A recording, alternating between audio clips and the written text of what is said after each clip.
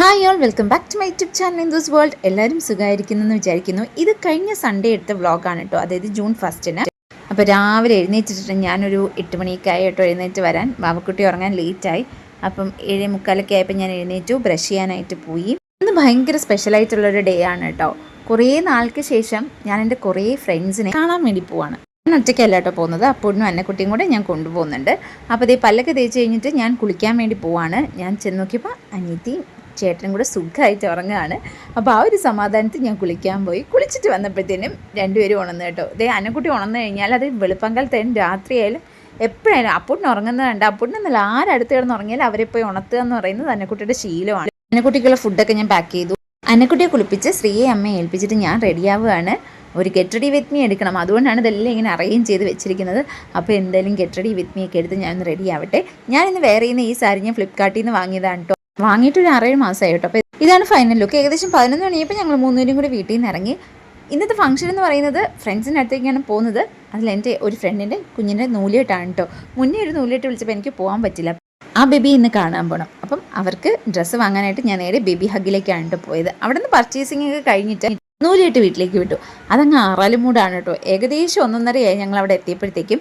അങ്ങോട്ട് പോകുന്ന യാത്രയിൽ തന്നെ അന്നക്കുട്ടി ബേബി ഹഗ്ഗിൽ നിന്ന് ഇറങ്ങിയപ്പോഴേ സുഖമായിട്ട് ഉറങ്ങിയതുകൊണ്ട് വേറെ ബുദ്ധിമുട്ടൊന്നും ഉണ്ടായില്ല.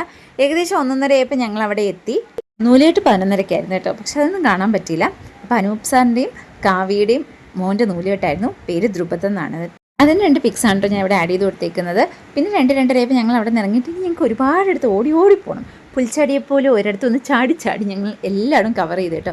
പിന്നെ ഫ്രൂട്ട്സ് കഴിയുന്ന ഫ്രൂട്ട്സൊക്കെ വാങ്ങിയിട്ട് നേരെ പോയത് ഞാനും ഒപ്പമൊക്കെ പണ്ട് റെൻറ്റിന് താമസിച്ചിരുന്ന വീട്ടിലേക്കാണ് കേട്ടോ. അവിടുത്തെ ആംഗ്ലോ ആൻറ്റിയായിട്ടൊക്കെ എനിക്ക് ഭയങ്കര അടുപ്പമാണ്. അപ്പോൾ അവരെ കണ്ടു, സുഖവിവരമൊക്കെ അന്വേഷിച്ചു. അവിടെ നേരെ പോയത് ലച്ചുവിൻ്റെയും നിഹാൻ്റെയും അടുത്തേക്കാണ് കേട്ടോ. അപ്പൂൻ്റെ ചൈൽഡ്ഹുഡ് തൊട്ടേയുള്ള ബെസ്റ്റ് ഫ്രണ്ടാണ് ലച്ചു. ഇവർ ഒന്നിച്ചൊരു സ്കൂളിലൊരു ക്ലാസ്സിലൊക്കെയാണ് പഠിച്ചിരുന്നത്. ഞാൻ എൻ്റെ വീട്ടിലേക്ക് ഷിഫ്റ്റ് ആയപ്പോഴാണ് അപ്പൂട്ടിനെ സ്കൂൾ ചേഞ്ച് ചെയ്തത്. പക്ഷേ അപ്പൂട്ടിനും ലച്ചൂട്ടിയും ഭയങ്കര സ്നേഹമാണ് കേട്ടോ. അജനെയും ശ്യാമിനെയും നിഹാനെയൊക്കെ കണ്ടു. അവിടെ കുറച്ച് നേരം സ്പെൻഡ് ചെയ്തിട്ട് നേരെ അടുത്തടുത്തേക്ക് വിട്ടു കേട്ടോ. ഇങ്ങനെ നമ്മൾ ചാടി നടക്കുകയാണ്. സൗഹൃദങ്ങൾക്കിടയിലേക്ക് നമ്മൾ ചെല്ലുമ്പം ശരിക്കും നമുക്ക് ഭയങ്കര റിലീഫാണ്. എനിക്കങ്ങനെ തോന്നാറുണ്ട് കേട്ടോ. ഈ ഒരു ഫ്രണ്ട്സ് എന്ന് പറയുന്നത് ഞാൻ മുന്നേ വർക്ക് ചെയ്തിരുന്നിടത്തുനിന്നൊക്കെ എനിക്ക് കിട്ടിയ ഫ്രണ്ട്സാണ്. എൻ്റെ ഗുഡ് ആൻഡ് ബാഡ് ടൈംസിലൊക്കെ എന്നോടൊപ്പം ഒരേപോലെ നിന്നിട്ടുള്ളത് ഇവരാണ് കേട്ടോ. ഇവരുടെ കാര്യത്തിൽ ഈ ഒരു ഫ്രണ്ട് സർക്കിൾ ഞാൻ ഒരുപാട് ബ്ലെസ്ഡ് ആണെന്ന് എനിക്ക് തോന്നിയിട്ടുണ്ട്. അന്നക്കുട്ടി പെട്ടെന്ന് ലച്ചുമായിട്ട് സിങ്കായിട്ടോ. അല്ലെങ്കിൽ അപ്പൂൻ്റെ ഏജിലുള്ള പിള്ളേരൊക്കെ അവൾക്ക് ഭയങ്കര ഇഷ്ടമാണ്. അത് ചേട്ടനായാലും ചേച്ചിയായാലും. പിന്നെ അവിടെ നേരെ പോയത് ശരണ്യൻ്റെ അടുത്തേക്കാണ്ടോ. വൈകിക്ക് വന്ന വസന്തം എന്നൊക്കെ പറയും പോലെ വൈകി കിട്ടിയ ഫ്രണ്ടാണ് ശരണ്യ. അവിടെ നേരെ പോയത് അഞ്ജിത്തിൻ്റെയും ചിത്രയുടെയും വാവയെ കാണാനും ഒപ്പം വിജയെ കാണാനാണ് കേട്ടോ. അപ്പോൾ അവരെയൊക്കെ കണ്ടു, ഭയങ്കര ഹാപ്പിയായി. മുന്നേ വർക്ക് ചെയ്തിടത്തുനിന്ന് എനിക്ക് കിട്ടിയ കുറച്ച് ഫ്രണ്ട്സ് ആണ് കേട്ടോ ഇവർ. അതിലെല്ലാവരും ഇല്ല, ആ ലൊക്കാലിറ്റിയിൽ താമസിക്കുന്ന കുറച്ച് പേര് ഓടി നടന്ന് കണ്ടു. ഒരു വഴിക്ക് പോകുമ്പോൾ അവിടെയുള്ള എല്ലാവരും കണ്ടിട്ട് വരും, അപ്പോഴേക്കല്ലേ കാണാൻ പറ്റുള്ളൂ.